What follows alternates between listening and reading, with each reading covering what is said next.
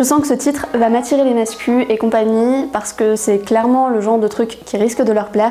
Mais rassurez-vous, partez pas tout de suite, on va simplement parler de nos propres comportements sur les réseaux, de la manière dont ils peuvent devenir toxiques dans certains cas, de la manière aussi dont on pourrait peut-être les améliorer pour être un petit peu plus bienveillants et bienveillantes entre nous. Tout ça entre militants et militantes de tous bords, puisque parfois, et comme on a déjà pu le voir au préalable, ça peut avoir des conséquences dramatiques. Disclaimer tout de même avant de commencer, il s'agit évidemment pas du tout de condamner la critique elle est importante en tout temps, en tout lieu, elle doit être prise en compte, surtout, si ce n'est exclusivement quand elle vient pas de nos opposants politiques directs.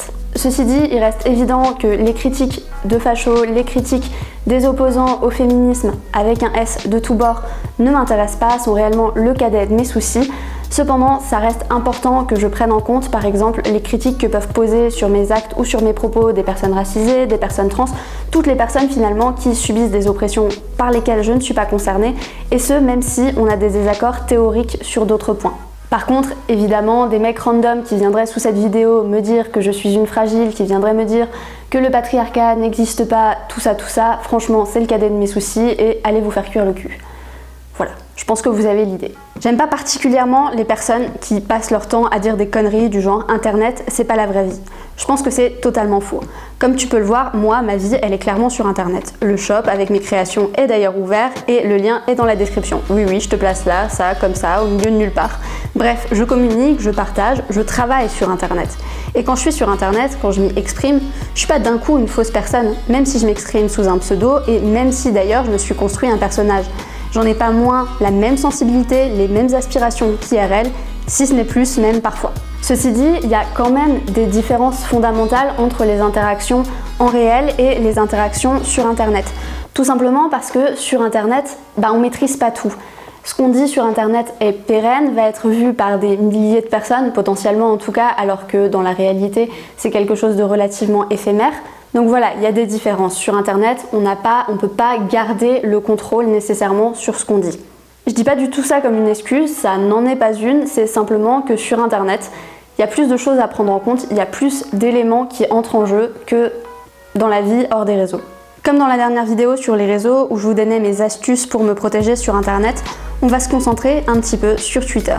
Mais sur tous les réseaux, les algorithmes font la loi et il est nécessaire d'en connaître un minimum le fonctionnement puisque, comme on l'a vu récemment sur Twitter avec tous les comptes qui ont été suspendus après avoir posé cette question « Comment faire pour que les hommes cessent de violer ?», Twitter France a dit qu'il s'agissait d'une erreur d'avoir suspendu tous ces comptes, mais la vraie erreur finalement, ce serait de les croire, alors que plusieurs comptes avec moins de visibilité que la majorité de ceux qui ont été rétablis ont dû subir leurs sanctions en silence. Évidemment, le fonctionnement des algorithmes, il n'est pas dévoilé par les réseaux eux-mêmes, mais il reste néanmoins possible de tirer des conclusions à partir de ce que l'on sait du fonctionnement de ce genre d'algorithme en général et qu'on confronte ces données-là à ce que l'on peut observer.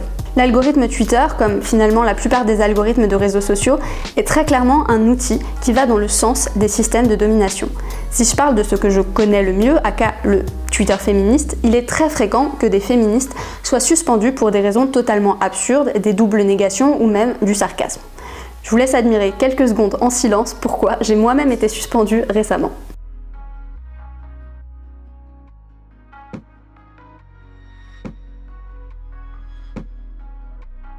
Les algorithmes, c'était un premier point à aborder, c'est un premier point à prendre en compte, mais finalement c'est aussi quelque chose sur lequel on a assez peu de pouvoir, si ce n'est le fait d'essayer d'éviter de se faire ban pour absolument rien. Par contre, il y a plusieurs choses qu'on peut essayer de mettre en place, qu'on peut essayer de faire collectivement pour tenter de rendre notre expérience sur les réseaux, sur Twitter en l'occurrence, parce que c'est quand même principalement de ça que je parle, plus sereine. C'est des points que j'ai déjà commencé à lister dans une précédente vidéo sur comment essayer de se protéger sur les réseaux et que je vais à nouveau lister, pas forcément les mêmes, tout en travaillant sur une linogravure puisque j'ai décidé d'essayer d'intégrer maintenant la création à mes vidéos à propos du militantisme plutôt qu'essayer de m'évertuer à faire les deux parce que concrètement j'ai ni le temps ni l'énergie.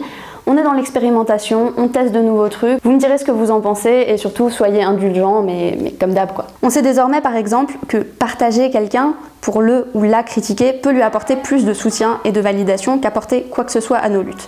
Dénoncer, critiquer, etc. c'est bien, mais c'est nécessaire quand même de prendre en compte les conséquences de la manière dont on le fait.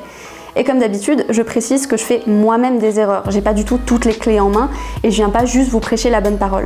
Je fais cette vidéo pour qu'on en parle, pour qu'on mette le sujet sur le tapis, pour qu'on puisse poser toutes et tous les éléments qu'on a sur la table et qu'on en parle.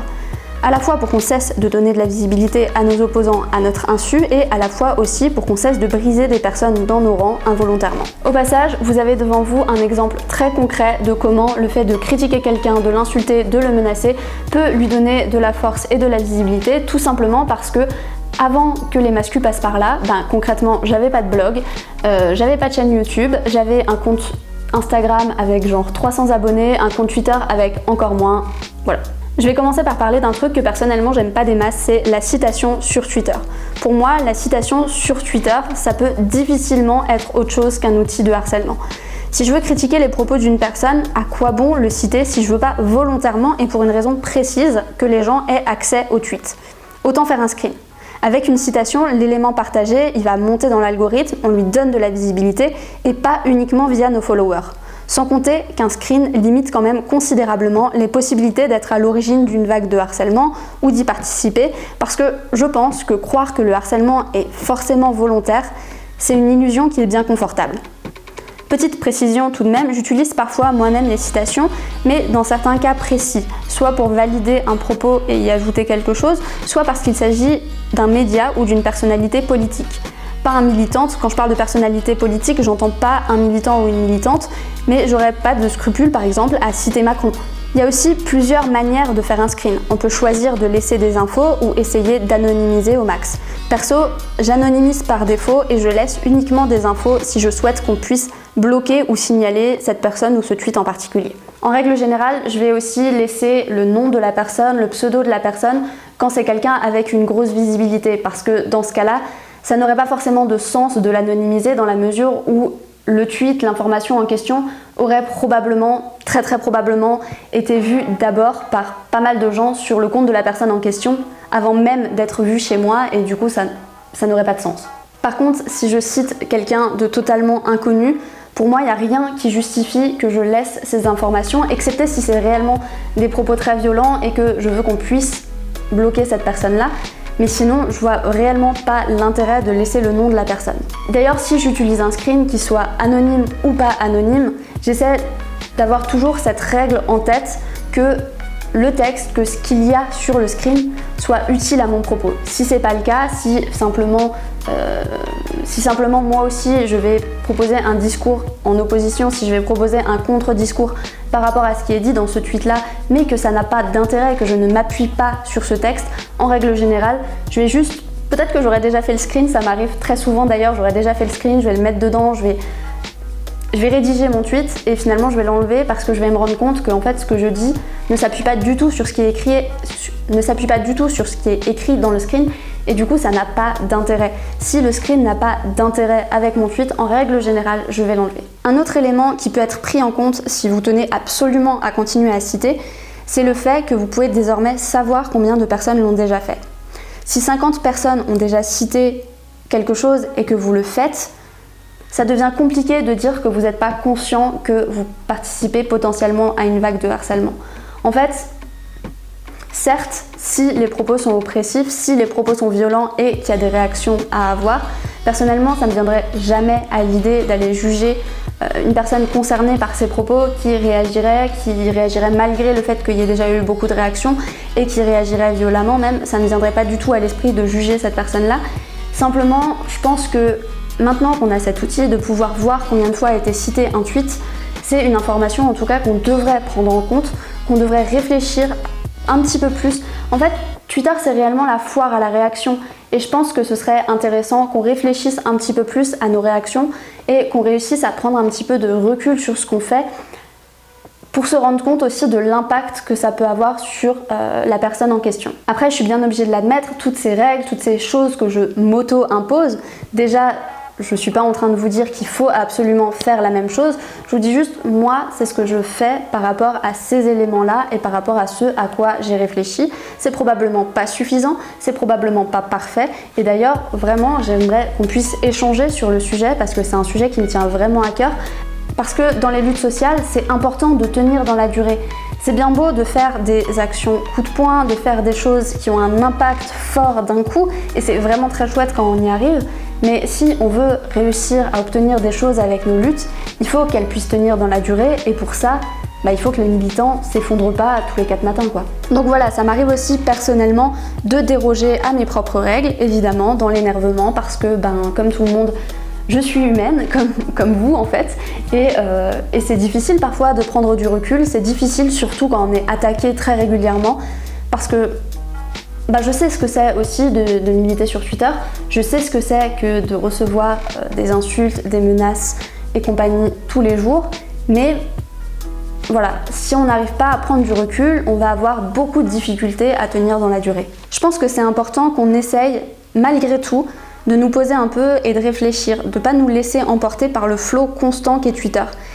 Et vraiment, je le répète, je sais à quel point ça peut être difficile de se détacher et de prendre du recul, mais c'est important pour qu'on puisse être un peu plus bienveillants et bienveillantes entre nous aussi. La plupart des personnes identifiées comme femmes, la plupart des féministes en règle générale, on comprend, et c'est une idée récurrente, que les interruptions des hommes dans la rue sont du harcèlement de rue.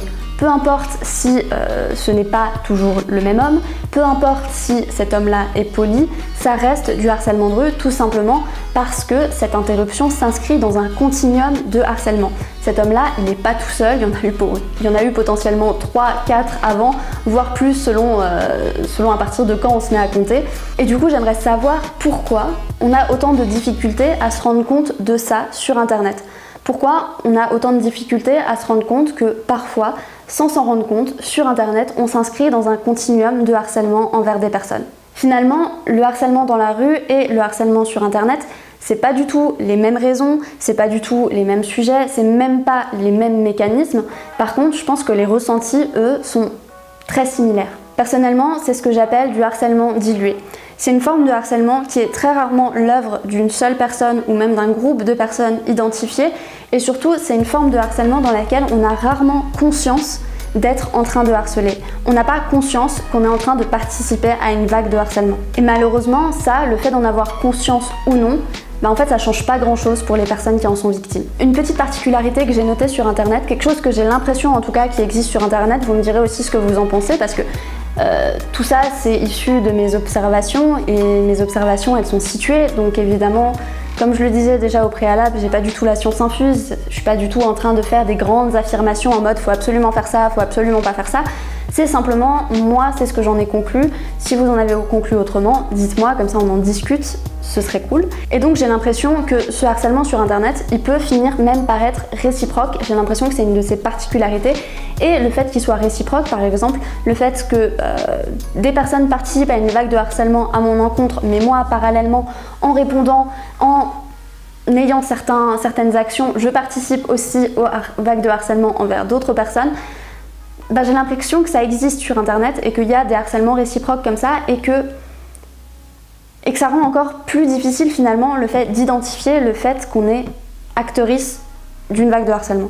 Et forcément, comme Internet c'est tout aussi traversé par les mécanismes et les dynamiques d'oppression que le reste de la société, les personnes qui subissent des oppressions sont en règle générale d'autant plus touchées par ces phénomènes-là que les autres. Voilà, ça fait un moment que je voulais faire cette vidéo. Concrètement, j'ai un petit peu retravaillé le script, mais il traînait depuis au moins 2 mois dans mon téléphone. J'espère qu'on pourra en parler, j'espère que vous me partagerez vous aussi vos astuces pour vous protéger, vos astuces pour essayer de protéger les autres, vos astuces pour essayer d'être au maximum bienveillant et bienveillante avec les autres, pour qu'on arrive à faire exister réellement, à faire exister concrètement la Delphité, au moins entre nos rangs. Ce sera tout pour aujourd'hui. Je vous montre quand même le dessin qu'on a réalisé ensemble au cours de cette vidéo qui est désormais terminé. C'est un dessin qui est prévu pour une linogravure, donc peut-être qu'on gravera ensemble pendant la prochaine vidéo la semaine prochaine. En attendant, abonnez-vous, activez la cloche, allez faire un tour sur mon shop, tout ça, à bientôt.